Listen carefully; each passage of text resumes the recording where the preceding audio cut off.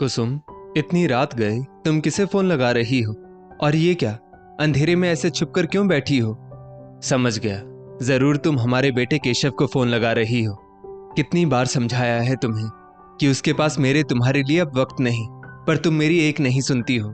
पिछले एक हफ्ते से तुम्हारी तबीयत ठीक नहीं है, फिर ऐसा क्यों करती हो? अरे, बात ही करनी है बेटे से तो सुबह होने तक का इंतजार तो करती। ऐसे अंधेरे में अगर इधर उधर करोगी तो कहीं चोट ना लग जाए। रुको, जरा बत्ती तो जलाने दो। कवि बाबू अपनी पत्नी कुसुम जी से कहते हैं।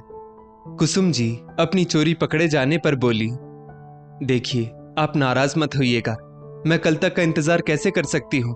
अगर सुबह तक का इंतजार करूंगी तो वहां रात हो जाएगी और फिर वो सो जाएगा। वैसे भी वहां तो अगला दिन निकल गया होगा। आप भूल रहे हैं, आज हमारे बेटे का जन्मदिन है और आज इसी वक्त तो उसका जन्म हुआ था।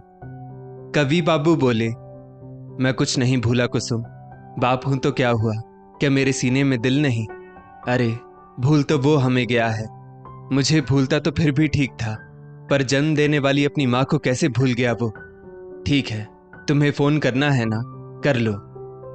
कुसुम जी के चेहरे पर खुशी आ गई। लगभग 1:30 बज रहे थे। फोन की घंटी बज रही थी। जैसे ही उधर से केशव ने फोन उठाया, कुसुम जी बोली, जन्मदिन बहुत बहुत मुबारक हो मेरे बच्चे। भगवान दुनिया की सारी खुशी भर भर के तुम्हारी झोली में डाल दे और तुम्हारे हिस्से के सारे गम मेरे आंचल में डाल दे। तकलीफ तुम्हारे दरवाजे तक ना आए, तुम जो चाहो तुम्हें मिले। और भी ना जाने क्या क्या दुआएं कुसुम जी देने लगी। केशव बोला, माँ, आपका दिमाग खराब हो गया है। सुबह फोन नहीं कर सकती थी? इतनी रात को अपनी नींद तो खराब की ही, मेरे दिन की शुरुआत भी खराब कर दी। और फिर बीमार पड़ोगी तो पापा से कहोगी कि मेरी चिंता में आप मरी जा रही हैं और मुझे आपकी इन फालतू की दुआओं की कोई जरूरत नहीं है। इतना कहकर केशव फोन कट कर देता है। कवि बाबू सब सुनकर भी अनजान बनकर कुसुम जी से बोले। उसकी आवाज साफ साफ नहीं आ रही थी। क्या कह रहा था? सुबह फोन करने के लिए? बेचारी भोली कुसुम जी, वो बोली, हाँ हाँ, कह रहा था सुबह में फोन कीजिएगा। आप लोग सो जाइए, मैं बाद में बात कर लूंगा आपसे।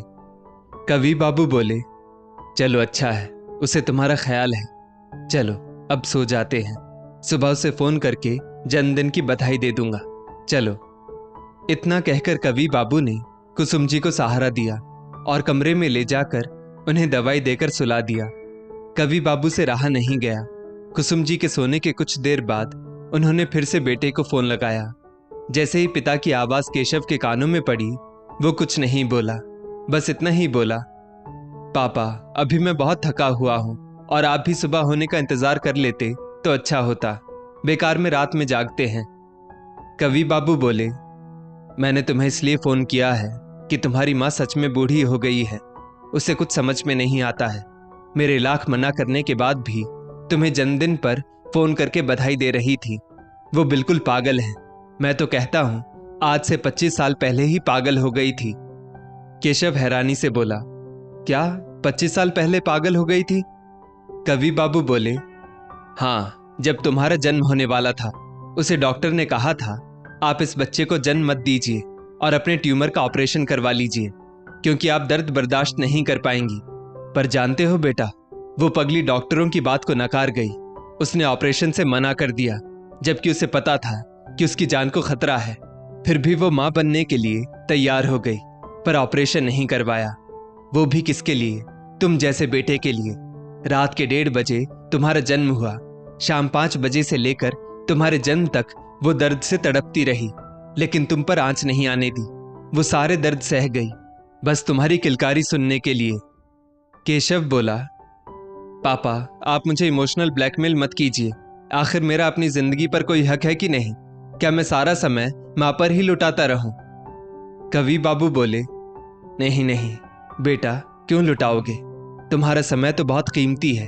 तभी तो तुम्हारे होते ही तुम्हारी मां अपनी बीमारी तक भूल गई। उसके लिए भला तुम अपना वक्त क्यों गवाओगे?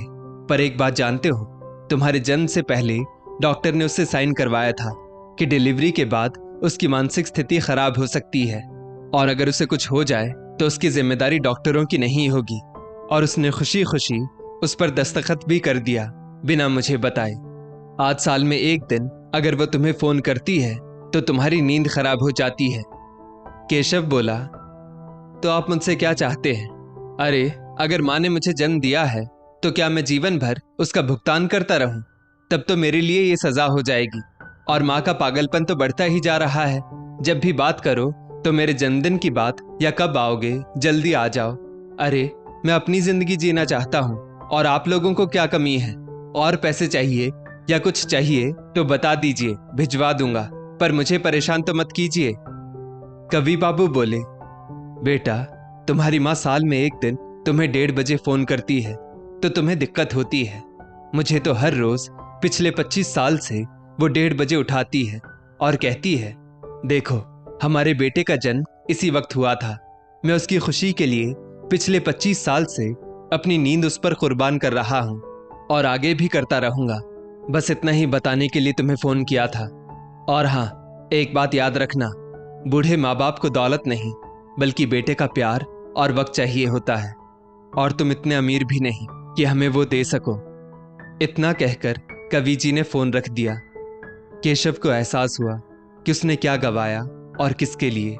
जिस परिवार के लिए वो इतने पैसे कमा रहा है, उनके पास तो केशव के लिए वक्त ही नहीं, क्योंकि केशव की पत्नी अपने बच्चों को लेकर कभी सिंगापुर, कभी दुबई, कभी गोवा घूमती ही रहती है।